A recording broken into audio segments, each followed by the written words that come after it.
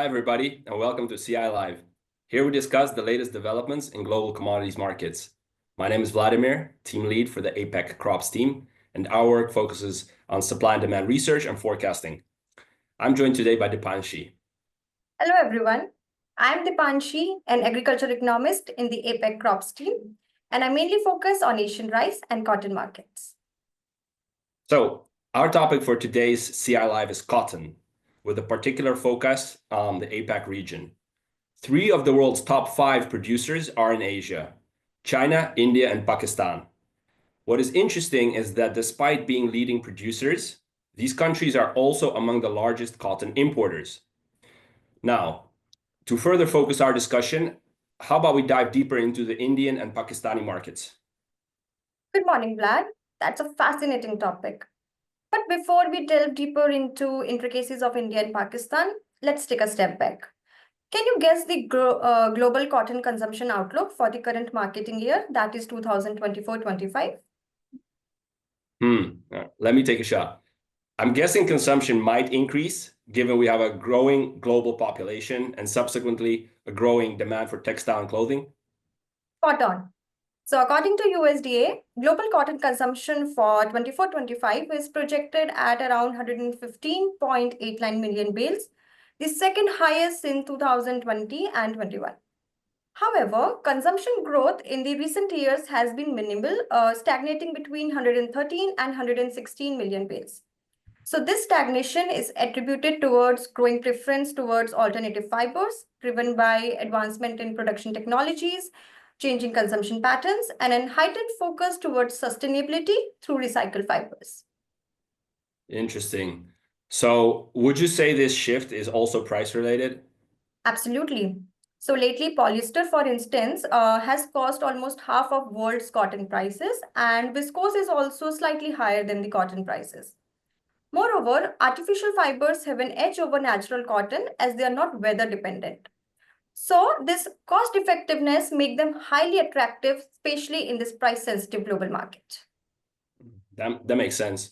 Now, stepping away from artificial fibers and back to natural cotton. There's been much talk about increased imports by India and Pakistan for this marketing year. What is your take on that? You are right. And we also believe that imports in both the countries will be higher than 2023-24 marketing year. However, let's not forget the base effect. So 23-24 marketing year witnessed reduced imports. So this year's percentage growth seems exaggerated. Historically, both India and Pakistan have been substantial importers, so this is not completely unusual. Understood. But what factors are driving this uptick in imports for these 2 countries? Yeah. So let's begin with India. In 24-25 marketing year, India's cotton production has declined by about 6% to 24 million bales and falling short of the domestic demand and prompting mills to turn towards cheaper and higher quality foreign cotton. Another factor is removal of import duties on extra long stable fiber from February 2024. But one thing which I want to note over here is that USDA, though projects import at around 2,600,000 bales, we still have a lower range of about 1,800 to 2,000 bales due to reduced domestic consumption. That's clear. And how about Pakistan? I've heard that for their 2024-25 marketing year, production numbers are likely to be somewhat disappointing. That's correct. So Pakistan cotton production in the current marketing year has plummeted by about 21% down to 5.5 million bales. And several factors are at play here. Firstly, a significant shift towards higher return crops like corn and rice, extreme weather conditions like heat waves and untimely rains, and pest outbreaks in key regions of the southern Punjab. Wow, that really is a considerable drop. And my guess is that this would result in higher imports by Pakistan. Correct. So Pakistan raw cotton imports are set to rise sharply, firstly because of falling domestic production, and secondly to meet the growing consumption demand, which is supported by a recovery in the textile exports. Since August 2024, Pakistan has been among the top 3 importers of the US upland cotton. Okay, now let's just take a step back for a second, back to India. Typically, India is also a net exporter of cotton. So how do you see that trend evolving this year? Excellent question.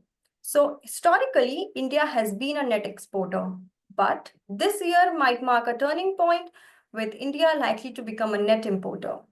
The primary reason for increased imports is the high domestic cotton basis compared to international prices, which makes importing more economical.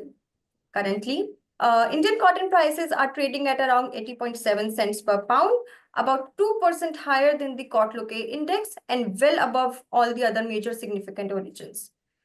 Another contributing factor is weak exports, which is driven by lower global competitiveness of India's cotton and also subdued demand from China's textile sector. Indeed. And this scenario just once again highlights India's crucial role in commodities markets. So it can swing from being a net exporter to net importer. We've seen this previously with wheat and now with cotton. All right. So we established that Pakistan's higher prices are attributed to a reduced crop, but what have been the main drivers for higher cotton prices in India? Yes. So while a decline in production is a key factor, another important factor which is keeping the prices high is government intervention through cotton procurement at MSP. So what is happening in domestic market that the cotton prices are prevailing at or below MSP due to weak demand.